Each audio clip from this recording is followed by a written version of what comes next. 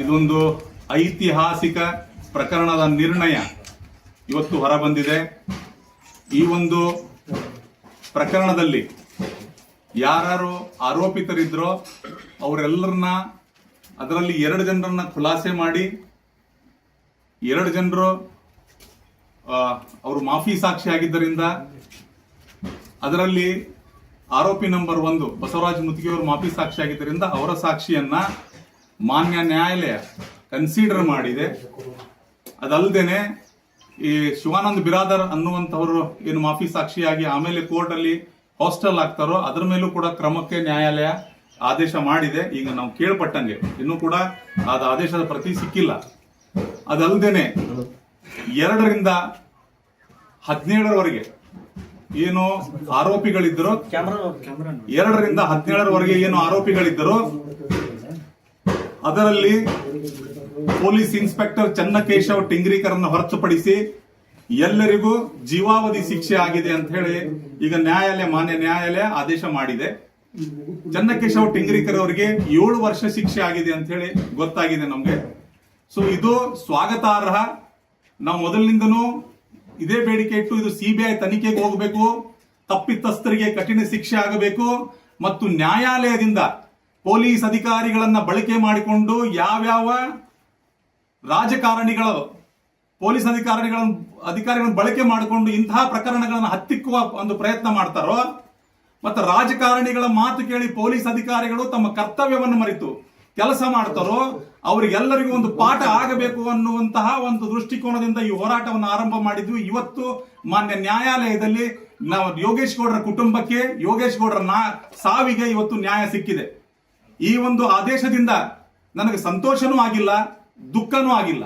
ಆದರೆ ಇಂತಹ ಒಂದು ಐತಿಹಾಸಿಕ ಪ್ರಕರಣವನ್ನು ಸಿಬಿಐಗೆ ಕೊಡಿಸುವುದರಲ್ಲಿ ಮುಂಚೂಣಿಯಲ್ಲಿ ನಿಂತು ಹೋರಾಟ ಮಾಡಿದ್ದೇನೆ, ಎಲ್ಲರ ಜೊತೆ ನಿಂತು ಹೋರಾಟ ಮಾಡಿದ್ದೇನೆ ಅನ್ನುವಂತ ಹೆಮ್ಮೆ ನನಗಿದೆ.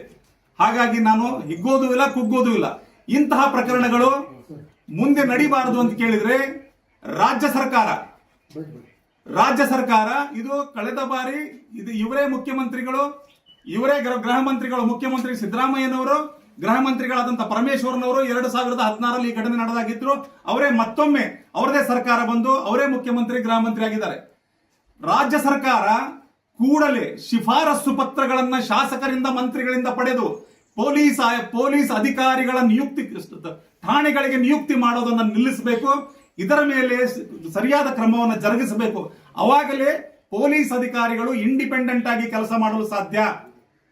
ಸೊ ಹಾಗಾಗಿ ತಮ್ಮ ಮೂಲಕ ನಾನು ಕೈ ಮುಗಿದು ಮಾನ್ಯ ಸಿದ್ದರಾಮಯ್ಯ ಅವರನ್ನು ಕೇಳ್ಕೊತೇನೆ, ಶಿಫಾರಸು ಪತ್ರಗಳನ್ನು ತೆಗೆದುಕೊಂಡು ಪೊಲೀಸ್ ಅಧಿಕಾರಿಗಳ ನಿಯುಕ್ತಿಯನ್ನು ಮಾಡೋದನ್ನ ನಿಲ್ಲಿಸಿ.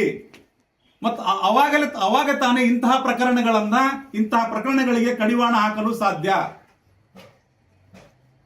ಸೊ ಇದೊಂದು ಐತಿಹಾಸಿಕ ಪ್ರಕರಣ. ಈ ಕೂಡಲೇ ನಾನು ಹೇಳಿದ್ದೆ, ಮೊದಲು ಕೂಡ ನಾನು ಹೇಳಿದ್ದೆ, ಈ ಒಂದು ಪ್ರಕರಣ ದೇಶದ ಕಾನೂನಿನ ಇತಿಹಾಸದಲ್ಲಿ ಇಂತಹ ಪ್ರಕರಣ ಈ ಹಿಂದೆಯೂ ನಡೆದಿಲ್ಲ, ಮುಂದೆಯೂ ನಡಿಲಿಕ್ಕಿಲ್ಲ. ಇವು 313 ಸ್ಟೇಟ್ಮೆಂಟ್ ಹೋದ ಮೇಲೆ ರಾಜ್ಯ ಸರ್ಕಾರ ಇದೊಂದು ಪ್ರಕರಣವನ್ನ ಸಿಬಿಐ ತನಿಖೆಗೆ ಒಳಪಡಿಸಿದೆ. ಇವತ್ತು ನಾನು ತಮ್ಮ ಮಾಧ್ಯಮದ ಮೂಲಕ ಅಂದಿನ ರಾಜ್ಯ ಸರ್ಕಾರದ ಮುಖ್ಯಮಂತ್ರಿಗಳಾದಂತ ಸನ್ಮಾನ್ಯ ಶ್ರೀ ಯಡಿಯೂರಪ್ಪರವರಿಗೆ ತಮ್ಮ ಮೂಲಕ ನಾನು ಧನ್ಯವಾದಗಳನ್ನು ಹೇಳಕ್ಕೆ ಬಯಸ್ತೀನಿ. ಈ ಪ್ರಕರಣವನ್ನು ಬಯಲಿಗೆ ತರೋದಕ್ಕೋಸ್ಕರ ನಾವೇನು ಹೋರಾಟ ಮಾಡಿದ್ವಿ. ಆ ಕುಟುಂಬಕ್ಕೆ ಏನು ಮಾತು ಕೊಟ್ಟಿದ್ರು, ನಮ್ಮ ಭಾಗದ ಜನರಿಗೆ ಯೋಗೇಶ್ ಗೌಡರ ಕೊಲೆ ಪ್ರಕರಣವನ್ನು ನಮ್ಮ ಸರ್ಕಾರ ಬಂದು 2 ದಿನದಲ್ಲಿ ಸಿಬಿಐ ತನಿಖೆಗೆ ವಹಿಸ್ತೀನಿ ಅಂತ ಏನು ಸನ್ಮಾನ್ಯ ಮುಖ್ಯಮಂತ್ರಿಗಳು, ಅಂದಿನ ಮುಖ್ಯಮಂತ್ರಿಗಳು ಯಡಿಯೂರಪ್ಪನವರು ಹೇಳಿದ್ರು, ಅವರ ಮಾತಿನಂತೆ ನಡೆಕೊಂಡಿದ್ದರಿಂದ ಇದು ಸಿಬಿಐ ತನಿಖೆಗೆ ಹೋಗಿ ಸತ್ಯಾಂಶ ಇವತ್ತು ಹೊರಗಡೆ ಬಂದಿದೆ. ಸಿಬಿಐ ಅಧಿಕಾರಿಗಳು ಬಹಳ ಚೆನ್ನಾಗಿ ಇದನ್ನ ಎನ್ಕ್ವೈರಿ ಮಾಡಿ ಸಂಬಂಧಪಟ್ಟಂತ ತಪ್ಪಿತಸ್ಥ ಆರೋಪಿತರನ್ನ ತೆಗೆದುಕೊಂಡು ಬಂದು ನ್ಯಾಯಾಲಯದಲ್ಲಿ ನಿಲ್ಲಿಸಿ ಅದನ್ನು ಸಮಗ್ರವಾದಂತಹ ಒಂದು ವಿಚಾರಣೆ ನ್ಯಾಯಾಲಯದಲ್ಲಿ ನಡೆದು ಸಿಬಿಐ ವಕೀಲರು ಚೆನ್ನಾಗಿ ಅದನ್ನ ಕೋರ್ಟ್ ಅಲ್ಲಿ ಮಂಡಿಸಿದ ಮೇಲೆ ಸಾಕ್ಷ್ಯಾಧಾರಗಳನ್ನು ಪರಿಗಣಿಸಿ ಇವತ್ತು ನ್ಯಾಯಾಲಯ ಐತಿಹಾಸಿಕ ತೀರ್ಪನ್ನು ನೀಡಿದೆ. ಸೊ ಹಾಗಾಗಿ ನನಗೆ ಬಹಳ ಹೆಮ್ಮೆ ಅನಿಸ್ತಾ ಇದೆ ಇಂತಹ ಒಂದು ಹೋರಾಟದಲ್ಲಿ ನಾನು ಪಾಲ್ಗೊಂಡಿದ್ದೇನೆ ಅಂತ. ಇದು ರಾಜಕೀಯ ಷಡ್ಯಂತ್ರ ಆಗಿತ್ತು ಅಂತ ಕೇಳಿದ್ರೆ ಸಿಬಿಐ ತನಿಖೆಯಲ್ಲಿ ಹೊರಬರ್ತಿತ್ತು. ಇದು ರಾಜಕೀಯ ಲಾಭಕ್ಕಾಗಿ ನಡೆದಿರುವಂತಹ ಕೊಲೆ. ಯೋಗೇಶ್ ಗೌಡ ನನ್ನ ಮುಂದೆ ಎಲ್ಲಿ ಬೆಳಿತಾನೋ ಅಂತ ಹೇಳಿ ತಮ್ಮ ರಾಜಕೀಯ ಲಾಭಕ್ಕಾಗಿ ನಡೆದಂತಹ ಕೊಲೆ. ಹಾಗಾಗಿ ಇದರಲ್ಲಿ ಯಾವ ರಾಜಕೀಯ ಷಡ್ಯಂತ್ರ ಇಲ್ಲ. ಇದರನ್ನ ಸಮೀಪದಿಂದ ನಾವು ಹೋರಾಟ ಮಾಡಿದ್ರಿಂದ ಇದೆಲ್ಲ ಸುಳ್ಳು ಆರೋಪಗಳಿವೆಲ್ಲ. ಸೊ ಮತ್ತೆ ಇಂತಹ ಒಂದು ಪ್ರಕರಣಗಳಲ್ಲಿ ಒಬ್ಬ ಜಿಲ್ಲಾ ಉಸ್ತುವಾರಿ ಸಚಿವರಾಗಿ ಅವತ್ತೇ ಅವರ ಪಾತ್ರ ಇಲ್ಲದೆ ಹೋಗಿದ್ರೆ ಅವತ್ತೇ ಅವರು ಇದನ್ನ ನಾವು ತನಿಖೆಗೆ ಒಳಪಡಿಸ್ತೀವಿ, ಉನ್ನತ ಮಟ್ಟದ ತನಿಖೆ ಮಾಡ್ತೀವಿ ಅಂತ ಹೇಳ್ಬೋದಿತ್ತಲ್ಲ, ಅವತ್ತೇ ಅವಾಯ್ಡ್ ಮಾಡ್ಕೊತ ಹೋದ್ರು. ತಾವು ಸಿಕ್ಕಾಕೊಂಡ ಮೇಲೆ ಸುಮ್ಮನೆ ಯಾರದ್ರ ಮೇಲೆ ಒಂದು ಆರೋಪ ಮಾಡೋದು. ನೋಡ್ರಿ, ಎದೆಗಾರಿಕೆ ಬೇಕು, ನಾನು ತಪ್ಪು ಮಾಡಿದ್ರೆ ನಾನು ತಪ್ಪು ಮಾಡಿದೀನಿ ಅಂತ ಹೇಳೋ ಎದೆಗಾರಿಕೆ ಬೇಕು. ಅವಾಗ ಹೋಗಿ ಎಲ್ಲಾ ವ್ಯವಸ್ಥೆನೂ ಅಂದ್ರೆ ಆತ್ಮ ಅವನಿಗೆ ಆತ್ಮದಲ್ಲಿ ಅನಿಸ್ಬೇಕು, ಹೌದು ನಾನು ತಪ್ಪು ಮಾಡಿದ್ದೇನಪ್ಪ, ಆ ಎದೆಗಾರಿಕೆ ಅಂತ ಹೇಳ್ಬೇಕು, ಹೌದು ನಾನು ತಪ್ಪು ಮಾಡಿದ್ದೇನೆ. ಆ ಎದೆಗಾರಿಕೆನೇ ಇಲ್ಲ ವಿನಯ್ ಕುಲಕರ್ಣಿ ಅವ್ರಿಗೆ. ಸುಮ್ಮನೆ ಆರೋಪಗಳನ್ನು ಮಾಡ್ತಾವ. ಇವತ್ತು ಶಿಕ್ಷೆ ಪ್ರಕಟ ಆದ್ಮೇಲೆ ಆರೋಪ ಮಾಡ್ಕೋತ ಹೋದ್ರೆ ಸೊ ಅದು ಸುಳ್ಳು ಆರೋಪಗಳನ್ನು ಮಾಡ್ತಾ ಹೋಗ್ತಾರೆ. ಇವೆಲ್ಲ ಇರೋ ಸರ್ ಆರೋಪಗಳು ಪ್ರತ್ಯಾರೋಪಗಳು ಇರೋ, ಅದ್ರ ಬಗ್ಗೆ ಬಹಳ ತಲೆ ಕೆಡಿಸ್ಕೊಳ್ತಾರೆ.